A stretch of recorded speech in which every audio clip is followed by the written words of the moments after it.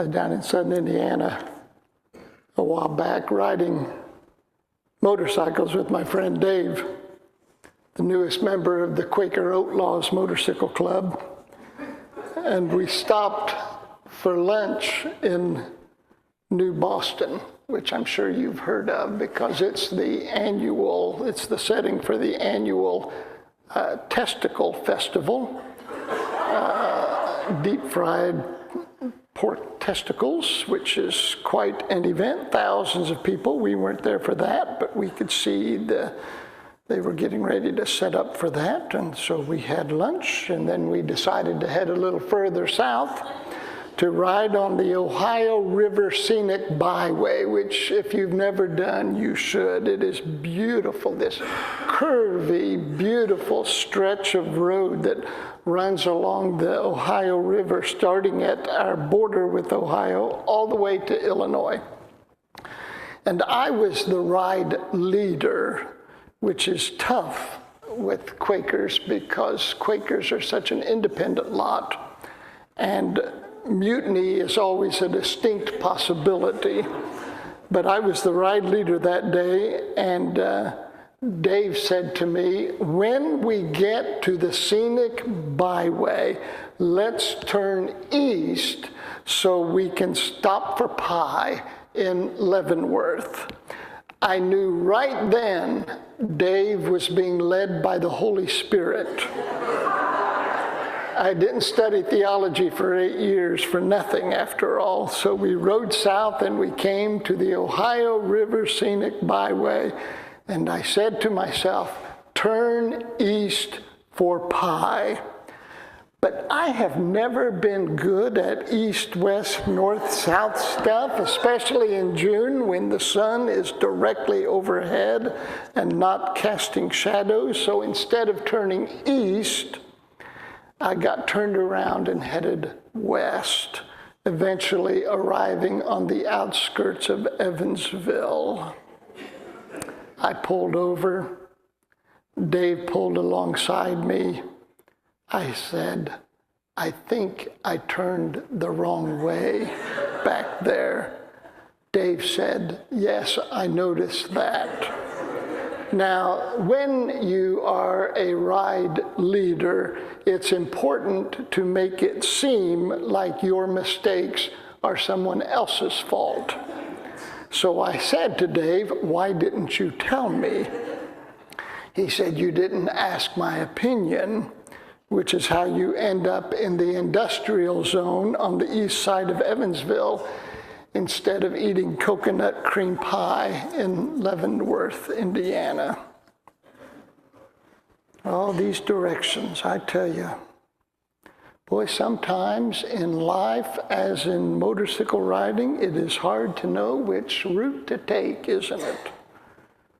Of course, not every decision is as insignificant as pie in Leavenworth, but some decisions shape or misshape our lives and the lives of others for years to come.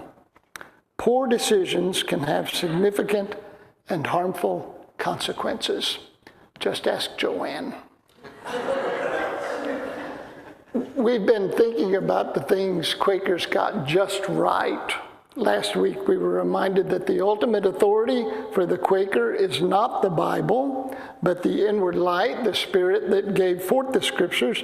This light is still active, still guiding our lives if we let it. It requires some cooperation on our part too.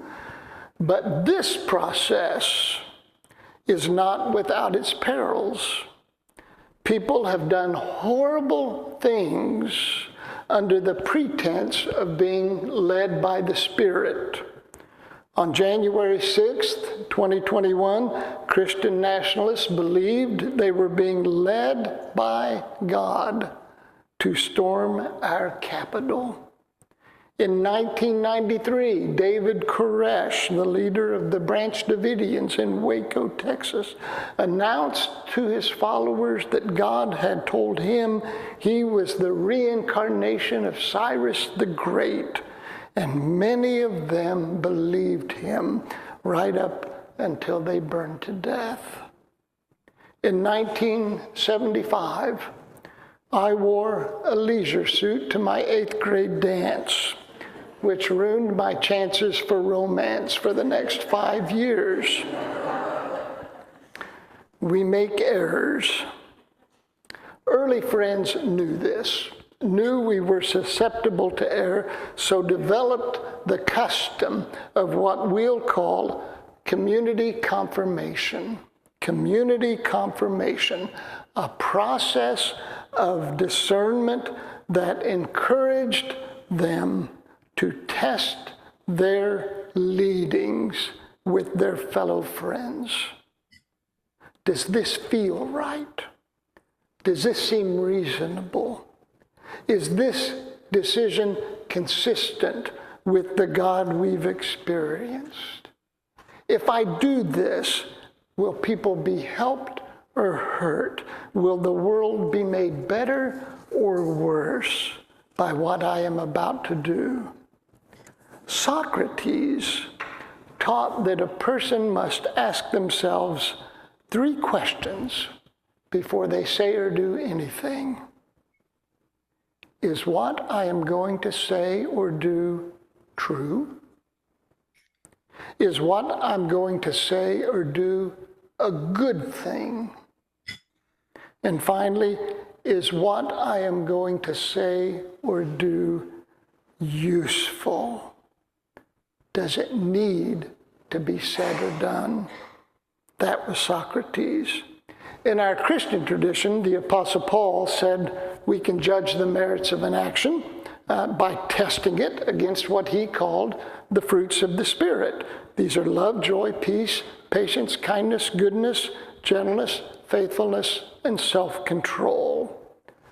The Southern Baptist preacher and civil rights activist Clarence Jordan once said we should never judge another person, but did say it was advisable to be fruit inspectors.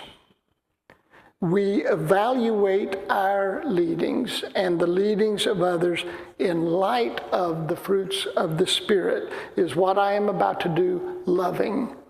Is it kind? Is it good? Will it bring joy?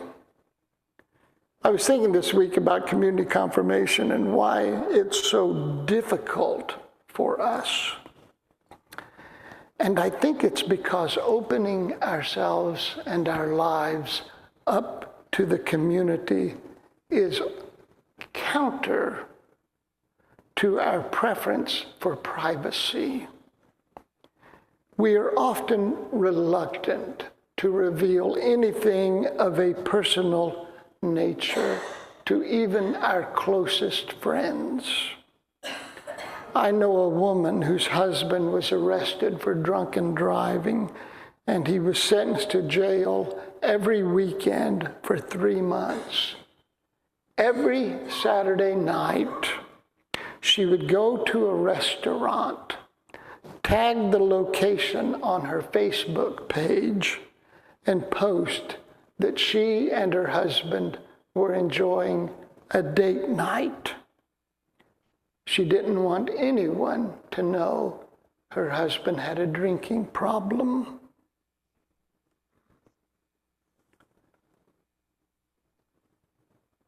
She certainly didn't want people to know that her husband was spending every Saturday night in jail. How can people who aren't honest about their problems, who can't admit the difficult choices they face, ever turn to someone else and ask for guidance? It is profoundly difficult. Our preference for privacy makes deep knowing and frank honesty profoundly difficult. This is, incidentally, is why the first step in any 12-step program is saying out loud, I admit I have a problem.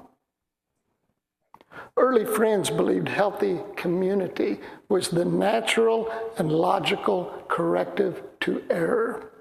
If you had a leading or were struggling with a significant challenge, you went to those who knew you best, who knew you deeply, and spoke about your situation honestly and candidly. You showed something of yourselves to them. If you believed God was leading you to do something, you tested your leading with your fellow friends. You didn't thumb through the Bible in search of an obscure verse to support your inclination. You talked with those who knew you best and knew you well. Privacy is a jealous God, leading us to believe that it is possible to keep our true selves hidden, leading us to think our masks will never slip, our secrets never told. Honest, transparent community saves us from our worst demons. It stands beside us, not just in moments of joy, but in moments of shame and confusion. It stands beside us and says, let's try this path, not that one. I'll go with you. If I were to waken tomorrow morning no longer believing in God, I would still believe in all of you and the community we have here. I would still believe honesty and transparency were essential to our well-being. I would still believe that if I ever lost my way, I could trust you to guide and direct my steps and correct my missteps. That was the sure conviction of early friends, that God spoke to us, not in some mystical, heavenly, detached voice, but in the familiar, comforting voices of those we love.